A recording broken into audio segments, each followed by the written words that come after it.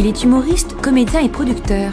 Merci d'accueillir sur scène Verino, accompagné par Héloïse Ponce, journaliste chez Madines. Bonjour. Attends, je voudrais revenir sur le merci d'accueillir et où tout le public s'en fout complètement. Et merci d'accueillir, s'il vous plaît. Merci. Merci pour lui, merci pour nous. Merci pour nous, merci à tous. Et bonjour aux gens derrière la caméra. Bonjour Verino et bonjour à tout le monde. La question qui nous préoccupe aujourd'hui, c'est peut-on rire du futur? Parce qu'en effet, si on écoute les chercheurs du GIEC et les collapsologues, ça donne la merde. Voilà, c'est un peu la merde. Est-ce qu'on peut quand même en rire? Non, faut surtout pas. Faut vraiment prendre ça absolument au sérieux, ne jamais faire de blagues. C'est très important de rester vraiment premier degré. Non, évidemment, ouais, je crois que de toute façon, de tout temps, l'humour, il est là. J'allais dire les humoristes, c'est leur boulot, mais je crois que l'humain, il vit avec ça et c'est comme ça qu'il expulse ses angoisses, quoi. Alors pour l'instant, il n'y a pas grand monde qui est angoissé. Il y a certains collapsologues, des écolos qui commencent à réaliser qu'il y a un problème, certains humoristes aussi qui prennent conscience, mais il y a quand même une grande majorité du monde qui s'en fout et que quand tu rigoles de ça, il fait mais c'est pas un problème, tu vois. Je pense pas que Trump il rigole beaucoup du climat, par exemple. En effet. Ouais. Et dans tes sketchs, donc toi, tu parles de sujets comme le conflit israélo-palestinien, le sexisme, l'euthanasie. Quel thème déjà tu préfères aborder pour sensibiliser ton public et comment tu t'y prends pour parler de ces sujets-là? Bah écoute, c'est intéressant parce que je suis confronté à un truc. Attends, je me remets un tout petit peu sur ton niveau parce que sinon je regarde jamais la caméra, je te regarde toi. Et comme je sais qu'il y a des gens qui regardent, du coup voilà. Alors ouais, j'ai un vrai problème moi en tant qu'humoriste, c'est que je suis un homme blanc hétérosexuel de 39 ans et que vraiment j'ai aucun problème, je suis soumis à rien du tout. Et je suis vraiment j'ai le corps luxueux par excellence, donc tout est confortable pour moi. Et donc aborder ces sujets-là, faut le faire avec beaucoup de finesse parce que tu peux pas, quand t'es pas la victime qui vient exprimer un problème, tu vois, quand je parle du féminisme, t'as vraiment l'impression que c'est un mec qui prend la parole à la place des femmes pour dire aux filles vous n'y arriverez pas. Il faut que ce soit nous qui réglions le problème. Et donc il faut être très fin et essayer d'aborder ces sujets-là avec intelligence et de soulever les problèmes surtout. C'est-à-dire avoir le recul sur le sujet, pouvoir soulever les problèmes des deux côtés, tu vois, sur le changement climatique par exemple, où c'est une thématique que je travaille beaucoup dans le nouveau spectacle Focus. T'es obligé et d'une de dire oui il y a un problème et de deux de réaliser déjà que t'es pas parfait, qu'il n'y a pas grand monde qui l'est. Enfin, je veux dire, à part Greta Thunberg, qui est ultra attentive à absolument tout et qui fait son maximum, et encore, on lui trouve encore des poux, tu vois. Je veux dire, en fait, faut être attentif, effectivement, à traiter tous les sujets et à les traiter de toutes les manières possibles, quoi. Je crois, sur le conflit israélo-palestinien, j'ai un peu triché. Parce que j'ai pas traité réellement du conflit, j'ai traité du fait que c'est un conflit dans lequel il y a que des méchants, puisque eux ils disent c'est eux les méchants et que eux ils disent c'est eux les méchants. Et donc du coup, il y a pas de solution, quoi. Ouais. Donc c'est détourné un peu. C'est toujours détourné parce que putain, je t'ai laissé respirer mais pas reposer une autre question. T'as vu comme j'ai fait? Non, vas-y. Oui, c'est toujours détourné parce que frontalement t'as pas d'humour, frontalement t'es un donneur de leçons et frontalement t'es un bien pensant. Et c'est terriblement ce qu'on nous reproche à nous humoristes quand t'as des mecs un peu engagés sur certains sujets et parfois maladroits. Souvent ceux qui nous traitent de bien pensants, c'est des gens qui sont mal pensants en vérité, tu vois. Quand on nous parle de bien pensants, c'est parce qu'on s'exprime sur le féminisme. Tu dis oui, ok, mais c'est pas con de bien penser. Mais donc il faut très très bien penser pour réussir à convaincre même ceux qui sont à la base persuadés que en fait la femme doit aller dans une cuisine, quoi. Ouais, c'est ça. Et quelle limite tu te donnes, si tu t'en donnes d'ailleurs, dans le traitement des sujets que tu choisis?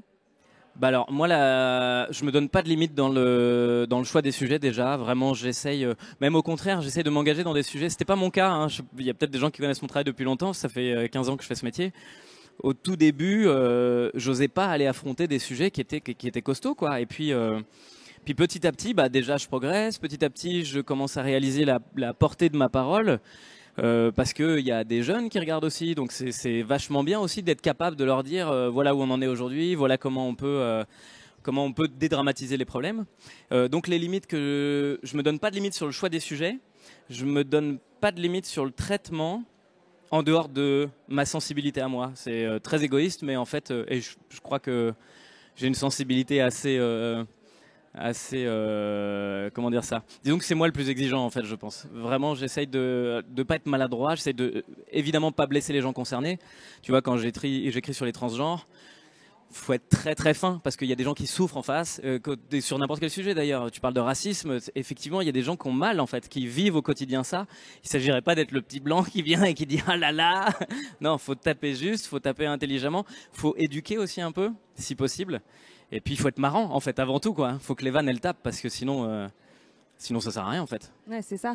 Et du coup, dans ce que tu dis, on entend quand même que l'humoriste a aussi un rôle comme d'autres personnalités un peu publiques, et c'est aussi un rôle presque politique d'éveil des consciences, en tout cas d'éducation sur ces sujets, quoi.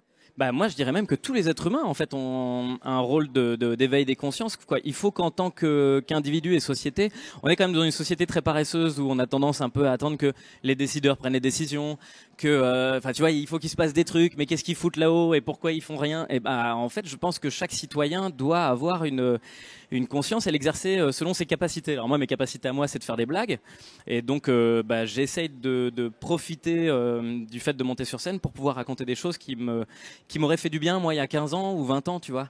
Être capable d'aborder un sujet en me disant, ok, c'est pas grave. C'est tout con, mais par exemple, en tant qu'écolo, je suis vraiment une vieille merde.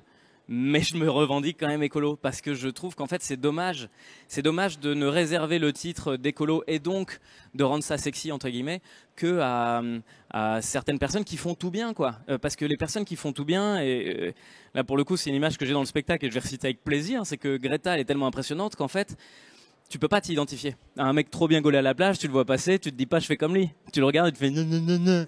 Et en fait, j'aimerais qu'on arrête de faire non avec les gens qui ont une pensée, qui la développent, qui éduquent le public avec.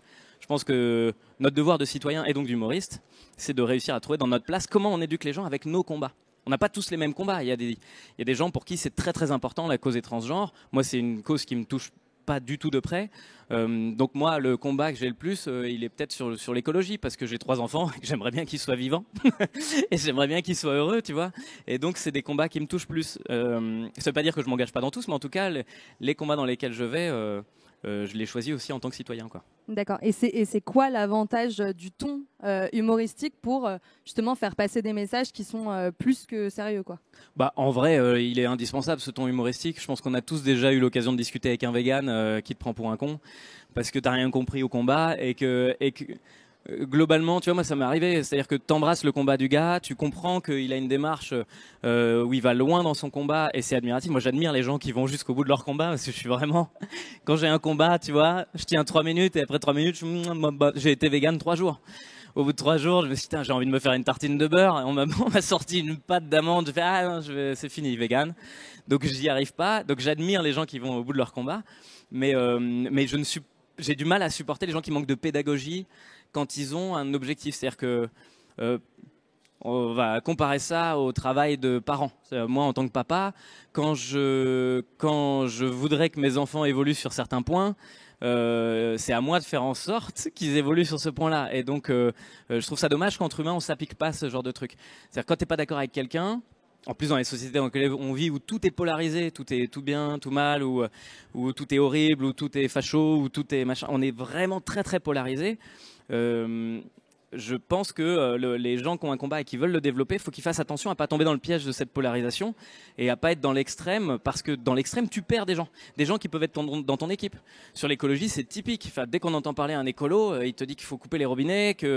Alors c'est certainement très vrai, mais c'est aussi le meilleur moyen de dégoûter des gens qui ont envie de suivre le truc et à qui tu peux dire juste va sur la première marche. Je sais pas comment dire ça. C'est comme si en 6e on te disait faut que tu passes le bac. Tu dis bah mec, moi. Le bac, c'est dans 6 ans. Ouais, mais il faut que tu te prépares dès maintenant. Mais t'as une pression folle et jamais tu vas être serein. Bah, l'écologie, c'est pareil. Il faut que l'écologie et tous les problèmes d'ailleurs. Il faut d'abord que si le combat te tient à cœur, tu fasses en sorte que la personne que tu veux convaincre fasse le premier pas, marche sur la première marche, et petit à petit, il s'éduquera, quoi. C'est un travail d'éducateur. Et tu disais justement que tu avais du mal à aller au combat dans ton quotidien, mais en fait peut-être que le fait de porter ces sujets dans tes spectacles, etc., ça a 4 fois plus d'impact que d'utiliser une pâte à tartiner vegan, quoi. Bah ouais, c'est ça, c'est ce que je me dis aussi, déjà pour me rassurer. Déjà, c'est très important de pouvoir de temps en temps se dire je ne suis pas qu'une merde, c'est vachement bien. Et donc ouais, il y a ça. Et puis il y a vraiment la portée pédagogique, quoi. Moi, je crois vraiment. C'est de pire en pire ce monde-là. Twitter, Instagram, Facebook, les algorithmes, tout fait que tout est horriblement polarisé. Je vais redire ce mot-là, mais je trouve ça terrible quand t'as quelqu'un qui vient avec ses certitudes. Je pense qu'on est dans un monde de certitude en fait. Il y a que des gens qui savent. Il y a que des gens qui t'expliquent que non, le réchauffement climatique c'est pas dû à l'être humain et va te faire foutre. Et il y a que des gens qui t'expliquent que si, c'est évidemment les êtres humains. Comment tu veux qu'ils parlent ces gens-là? Comment tu veux, s'ils n'ont pas l'un et l'autre le désir de faire évoluer l'adversaire entre guillemets, mais je veux dire, si tu veux pas un pas vers l'autre pour essayer de l'endoctriner, bah t'es mort en fait. Et aujourd'hui les gens font plus de pas. Donc moi j'essaye en tout cas et avec l'humour on est obligé de faire ça parce que tu veux pas laisser des gens sur le bord de la route. Bah, avec un peu de pédagogie, tu fais peut-être passer les trucs un peu plus intelligemment. Et du coup, l'humour serait un peu le remède à toutes ces démesures, peut-être. Ouais. Bon, clairement, l'humour, pour moi, c'est le remède à tout. Hein. Je pense, enfin, je veux dire ça, j'ai perdu un proche d'un cancer, donc je veux pas. Vraiment, je lui ai fait des blagues, il est pas guéri. Mais les mots de la société, ouais, l'humour est vraiment, ne serait-ce que parce que tu glisses des idées, ne serait-ce que.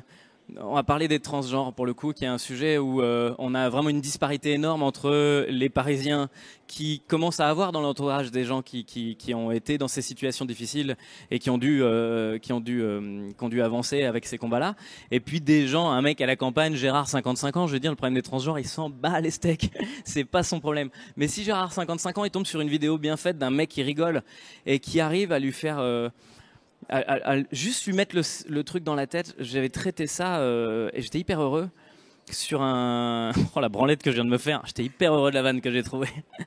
C'était Monsieur et Madame Patate qui étaient devenus juste des personnages patates. C'est-à-dire qu'on les a dégenrés.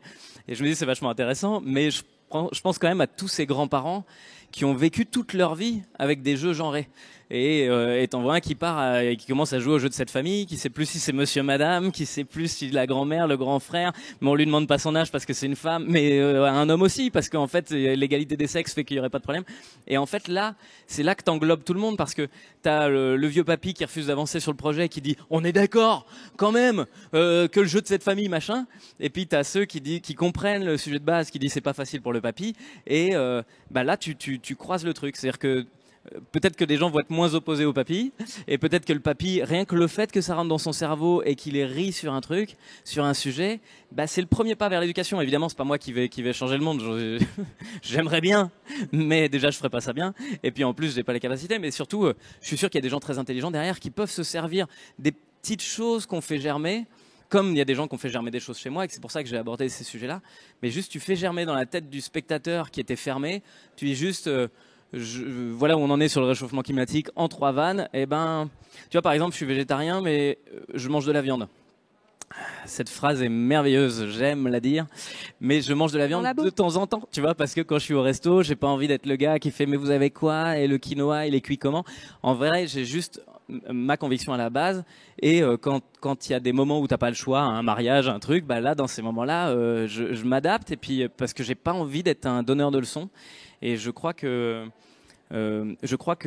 présenter aux gens cette décision, dire aux gens en fait moi je n'ai pas du tout envie d'être un donneur de leçons, malgré tout je vous donne mon point de vue, bah, c'est le premier pas vers la simplicité de la pensée quoi. Sortir de là en disant ah putain ça a l'air pas trop compliqué d'être végétarien. Et donc tu penses que dans tes spectacles justement tu peux parler à tout le monde même si tu traites de sujets qui font clairement débat en société quoi. Ah bah ouais, et même moi je pense que c'est presque notre travail quoi. J'en ai pris conscience de ça quand il y a eu les attentats dont évidemment on parle beaucoup en ce moment, mais j'avais commencé les vidéos sur YouTube et c'était des vidéos, c'était très quotidien ce que je traitais. À l'époque, j'écrivais beaucoup sur le quotidien et donc je me suis dit tiens, je vais faire un sketch par semaine sur un truc. Il s'avère que la seconde semaine, c'est la première semaine, je fais un truc rigolo machin. La deuxième semaine, il y a les attentats et je me vois pas débarquer sur YouTube pour dire bonjour à tous. J'ai décidé de vous parler de ça, alors qu'il s'est passé quelque chose d'atroce. Et en réalité, ce quelque chose d'atroce, pouvoir se l'approprier, écrire dessus, c'est la première fois où je suis sorti de là en me disant mais merde, en fait, mon traitement, ma manière de voir les choses, elle s'applique autant à des sujets sans importance, type ton éducation quand t'étais gamin, ton rapport à tes parents, à ta femme. Enfin, il y a 1000 manières de traiter des choses et j'adore faire ça. Le storytelling me plaît, mais ça s'applique aussi à des sujets qui sont hyper durs comme ceux du 13 novembre et puis évidemment tous les attentats qu'il y a eu derrière. Moi, j'ai adoré affronter ces sujets-là et trouver un moyen de faire rire des gens qui, à la base, se disent on peut pas rire de ça. Tu vois, j'ai des blagues sur les juifs dans mon spectacle. Impossible que ça dérange qui que ce soit, parce que c'est traité avec tellement d'étapes de lecture qu'à la fin tu dis ah merde, je suis coincé en fait. La vanne est drôle, elle est inattaquable, c'est c'est ni on va dénoncer autant le manque de capacité à rire que le manque même de questionnement du public. C'est-à-dire que en tant qu'humoriste, je suis bien placé pour savoir, il y a des sujets où d'un coup ça freine parce que non, on peut pas rire de ça, on n'a pas le droit. Enfin, est-ce que je suis en train de regarder le spectacle de Dieudonné? Et ben réussir à réaborder ces sujets-là et à les toucher dans le mille. Il faut que ce soit marrant et il faut que ce soit fait avec un peu d'intelligence, quoi. Et est-ce que tu penses que dans le futur, dans 50 ans par exemple, on rira de la même façon, des mêmes sujets, avec une génération? Je pense qu'on rira comme ça. Parce que dans 50 ans, on rira. Est-ce qu'on rira? Bah non, on rira plus, déjà on sera mort. Parce que je vous rappelle quand même que le réchauffement climatique est un vrai problème. Et ensuite, si on rit encore, ouais. En fait, ça dépend. C'est presque pas nous qui choisissons. Je crois que pas nous humoristes. Je veux dire, hein, je pense que c'est des histoires de société. Ça se drive. Est-ce qu'en Corée du Nord ils rêvent de la même manière que nous? Je crois pas. Donc, si on continue à être en démocratie, qu'on a réussi à faire en sorte que ça fonctionne, parce qu'on se rend compte aussi des limites des différentes manières de gérer des pays. Si on a toujours la parole et que on arrive, mais oui, en fait, évidemment qu'on va rire. De la même manière que pour en revenir aux Juifs, et c'est pas que j'ai une monomanie là-dessus, c'est juste que j'ai vu un documentaire il y a pas longtemps où les mecs expliquaient que dans les camps de concentration, ils riaient énormément. Parce qu'ils étaient soumis à une horreur totale. Alors nous, on voit des tas d'images en noir et blanc avec des gens squelettiques qui souffrent le martyre. Et ces mêmes gens qui te disent, bah, en fait, on était face à une misère telle et en fait, on désamorçait ça, quoi. On désamorçait ça. Et le rire, il est là toujours pour désamorcer. Et je pense que si t'arrêtes de rire, c'est là que c'est foutu, en fait. C'est là que t'as plus de recul. Quand tu continues à rire, c'est que t'as du recul. Et si t'as du recul, c'est-à-dire que tu peux continuer à avancer, ce qui n'a aucun sens, hein. D'accord. Et autre sujet qui est tout aussi important, mais qui n'a rien à voir avec ce dont on parlait. Les pâtes à la bolognaise. Pas tout à fait. Très important. La fermeture des salles de spectacle, la crise sanitaire qui a paupérisé aussi la profession, etc. Selon toi, quel futur se profile pour cette profession, et puis peut-être comment le secteur du divertissement, de l'humour doit s'adapter Déjà, je dois dire d'abord que moi j'ai beaucoup de chance parce que et mes collègues humoristes aussi, hein, c'est-à-dire que quel que soit ce qu'on s'est pris en face, faut reconnaître qu'on n'est pas les plus difficiles à gérer. C'est-à-dire, il y a évidemment déjà tous les restaurateurs, donc le secteur de la culture c'est une chose, mais le secteur de la culture qui a souffert, moi je pense d'abord à un opéra avec 50 mecs sur le plateau, des musiciens, des trucs. Moi je suis stand-upper, donc à partir du moment où ça a ouvert, le lendemain j'étais sur scène. S'il faut déplacer une date, c'est juste moi qu'on appelle, c'est pas 50 personnes qui doivent organiser leurs agendas, donc vraiment... D'abord, j'ai de la chance d'être dans ce truc-là. Et puis, on est vraiment tout terrain. On peut écrire aujourd'hui, jouer demain. Donc, à mon avis, il y a peut-être une vraie difficulté. Enfin, à mon avis, non, je le sais. Pour les tout jeunes artistes, ceux qui démarrent, comme c'était mon cas il y a quelques années, où tu dépends en fait des petits plateaux dans lesquels il y a 50 personnes, 30 personnes qui viennent t'écouter, et qu'à la fin ils mettent ce qu'ils veulent dans le chapeau. Et là, en fonction de ça, tu vas pouvoir te payer un ticket resto et un ticket de métro et peut-être de quoi manger. Cela, effectivement, pendant 1 an et demi, ça a été un enfer parce que finalement, les intermittents dans notre métier, ils sont presque plus rares. Nous, on peut jouer beaucoup. Donc, à partir du moment où tu commences à avoir tes 53 cachets dans l'année, ou 49, je sais plus, c'est qu'en fait, tu travailles suffisamment et que tu n'en as plus besoin d'intermittence. Mais il y a cette espèce ouais, je crois que vraiment ceux qui ont le plus souffert, c'est les tout petits. Et ça a toujours été le cas, en fait, quoi qu'il arrive dans nos métiers. Hein, c'est que je me disais, c'est quand même dommage que les très très riches, ils partagent pas leur argent avec les très très pauvres, parce que... À qui le dis-tu? Ouais. En tout cas, je te remercie beaucoup. 20 minutes, ça passe très très vite, et du coup, c'est déjà fini. Il nous reste 25 secondes. Qu'est-ce qu'on fait en 25 secondes? Peut-être que je présente ton nouveau spectacle. Allez-y. C'est dès le 16 septembre au Grand Point Virgule jusqu'au 31 décembre, mais aussi partout en France, puisque tu es en tournée jusqu'au 11 juin 2022 dans plein de villes françaises. Exactement. J'ai 70 de dates de tournée. Je pense pas que ça se dise, mais toutes les infos sont sur vereno.fr avec les dates évidemment, et les vidéos que je fais sur YouTube, je vais reprendre bientôt. Ça fait 1 an et demi, je faisais des vidéos en public, j'explique pour le public qui est là et qui me connaît pas. Je faisais des vidéos avec du public derrière mon dos. Le problème, c'est qu'à partir du moment où il y a une crise sanitaire et plus de public, bah... il n'y avait plus de fin de phrase non plus. Donc du coup, j'ai arrêté ça et je vais les reprendre bientôt. Voilà. Merci beaucoup Verino, merci à tout le monde. Eh ben écoute, avec grand plaisir. Non, j'ai 18 secondes, je les prends. Ah non, ils ont démarré. Merde, putain, c'est... Oh, pardon. Désolé, merci beaucoup. Et bravo. Salut.